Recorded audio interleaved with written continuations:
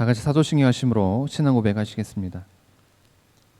전능하사 천지를 만드신 하나님 아버지를 내가 믿사오며 그 외아들 우리 주 예수 그리스도를 믿사오니 이는 성령으로 잉태하사 동정녀 마리아에게 나시고 본디오 빌라도에게 고난을 받으사 십자가에 못 박혀 죽으시고 장사한 지 사흘 만에 죽은 자 가운데서 다시 살아나시며 하늘에 오르사 전능하신 하나님 우편에 앉아 계시다가 저리로서 산자와 죽은 자를 심판하러 오시리라.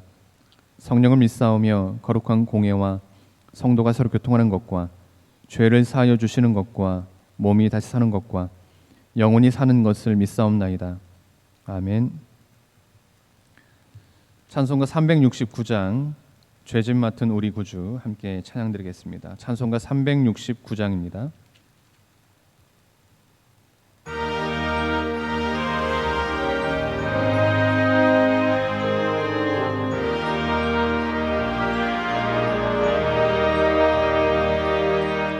죄짐 맡은 우리 구주 어찌 좋은 친군지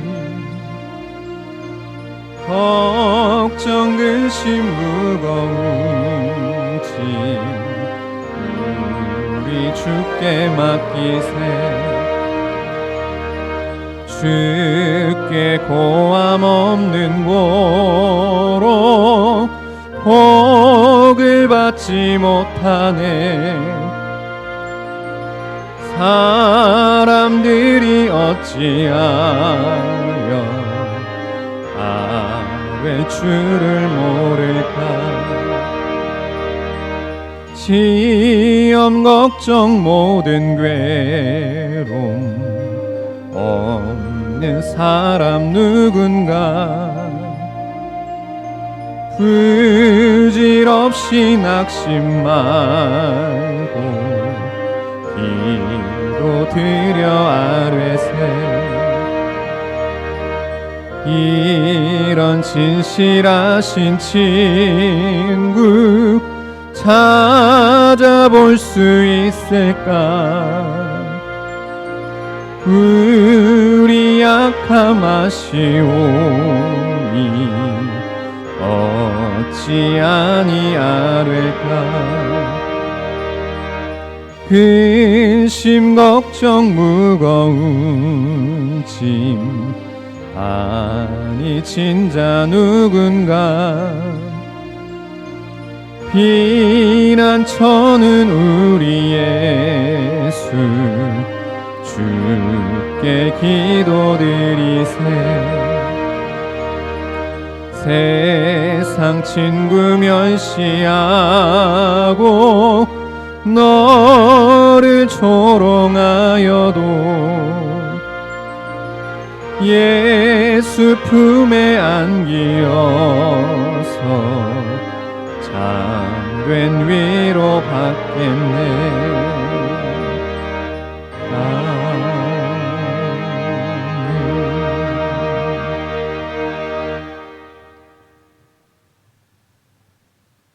함께 나눌 말씀은 사무엘하 21장 1절에서 6절 말씀까지입니다. 사무엘하 21장 1절에서 6절 말씀까지입니다. 다윗의 시대에 해를 거듭하여 3년 기근이 있으므로 다윗이 여호와 앞에 간구하매 여호와께서 이르시되 이는 사울과 피를 흘린 그의 집으로 말미암음이니 그가 기브온 사람을 죽였음이니라 하시니라. 기브온 사람은 이스라엘 족속이 아니요 그들은 아모리 사람 중에서 남은 자라. 이스라엘 족속들이 전에 그들에게 맹세하였거늘 사울이 이스라엘과 유다 족속을 위하여 열심히 있으므로 그들을 죽이고자 하였더라. 이에 왕이 기브온 사람을 불러 그들에게 물으니라. 다윗이 그들에게 묻되 내가 너희를 위하여 어떻게 하랴.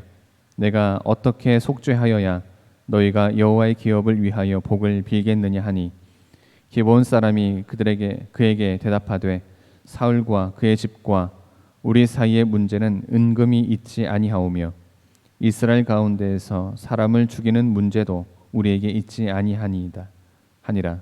왕이 이르되 너희가 말하는 대로 시행하리라. 그들이 왕께 아뢰되 우리를 학살하였고 또 우리를 멸하여 이스라엘 영토 내에 머물지 못하게 하려고 모해한 사람의 자손 7사람을 우리에게 내주소서.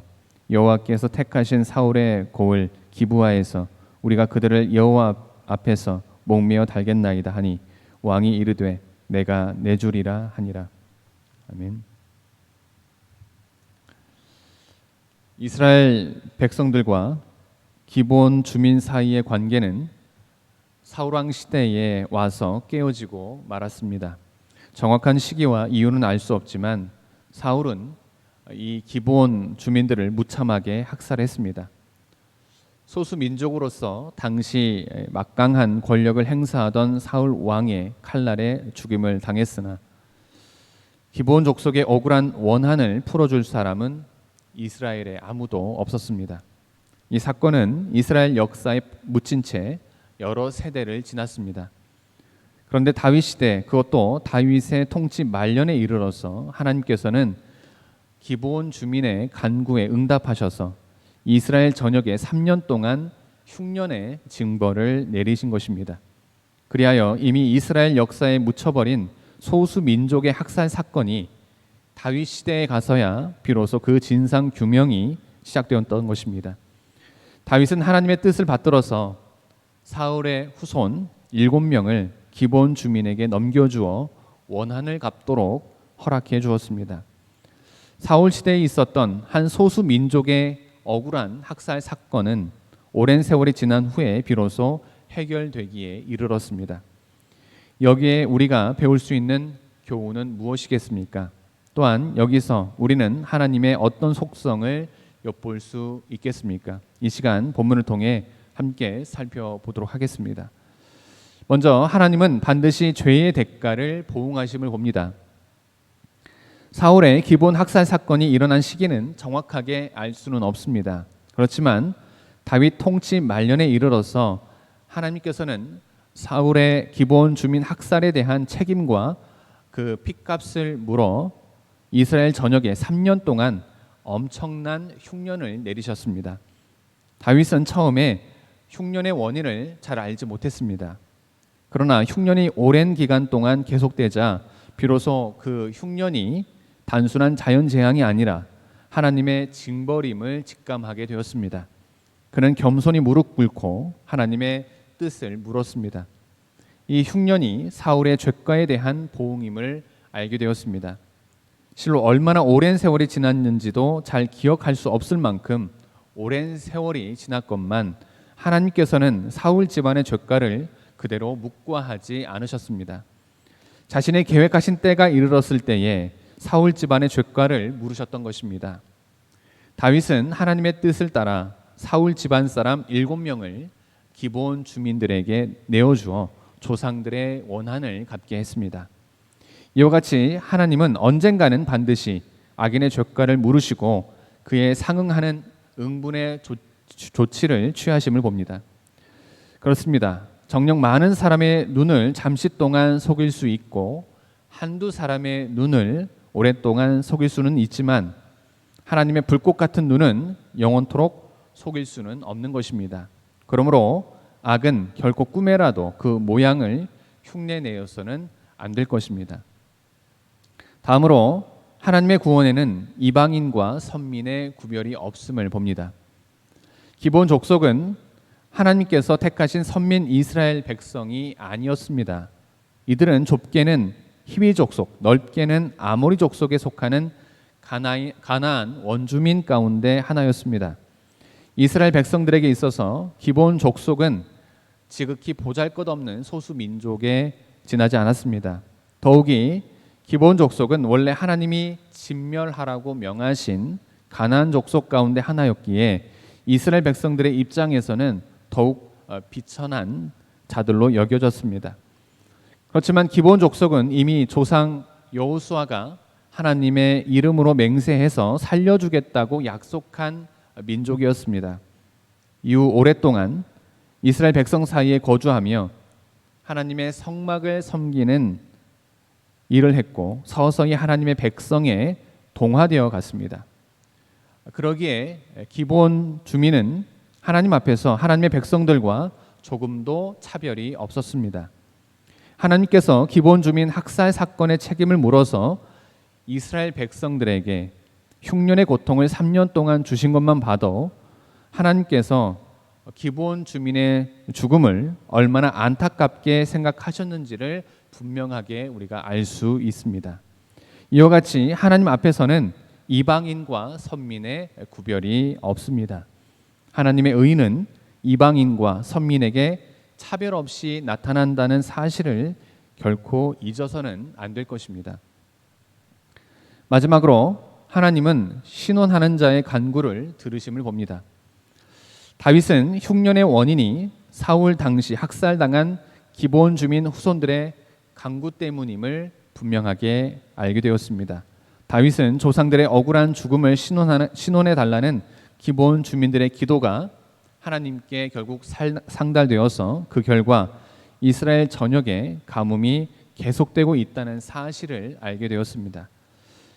그래서 그는 학살당한 기브온 주민의 후손들을 불러서 그들의 소원을 물었던 것입니다. 이처럼 하나님은 억울하고 원통함을 당한 소외된 자들의 기도와 간구를 반드시 들어 응답해 주시는 분이십니다. 그렇습니다. 비록 오랜 세월이 흘렀을 망정 하나님께서는 사울 시대의 소수 민족 학살 사건을 결코 잊지 않으셨습니다. 그리고 이 억울한 심정을 일평생 기도로밖에 하소연할 길이 없었던 기브온 후손들의 피를 토하는 간구를 마침내 하나님께서 들어주시고 응답해 주셨습니다. 이처럼 기도의 힘은 강력한 것입니다. 사랑하는 성도 여러분, 하나님은 반드시 기도에 응답하시고 보응하시는 분이심을 잊어서는 안 됩니다. 비록 그 시기가 오래 걸릴지라도 하나님은 택한 백성의 기도를 그리고 간구를 그대로 땅에 떨어뜨리지 않으십니다. 우리가 행여 기도의 응답을 받지 못했다면 그것은 우리가 기도에 소홀히 했거나 하나님의 때를 기다리지 못하고 마음이 낙심하여 실족했기 때문일 것입니다. 그러므로 이미 기도한 것은 분명히 응답되리라는 확신과 믿음을 가지고 주님의 응답이 나타나기까지 결코 낙심하지 말고 끝까지 인내하며 기도하는 우리 모두가 되기를 주님의 이름으로 기원합니다. 기도하시겠습니다. 하나님 감사합니다. 오늘도 귀한 하루 허락하여 주시고 귀한 말씀으로 하루를 시작하게 하시니 감사드립니다. 오늘 본문을 통해서 우리는 하나님은 반드시 기도에 응답하시고 보응하시는 분이심을 보게 됩니다. 하나님 이 시간 바로 없기는 비록 그 시기가 오래 걸릴지라도 하나님은 택한 백성의 기도와 간구를 그대로 땅에 떨어뜨리지 않으심을 믿으며 주님의 응답이 나타나기까지 결코 낙심하지 말고 끝까지 인내심을 가지고 기도하는 우리 모두가 될 수 있도록 인도하여 주시옵소서.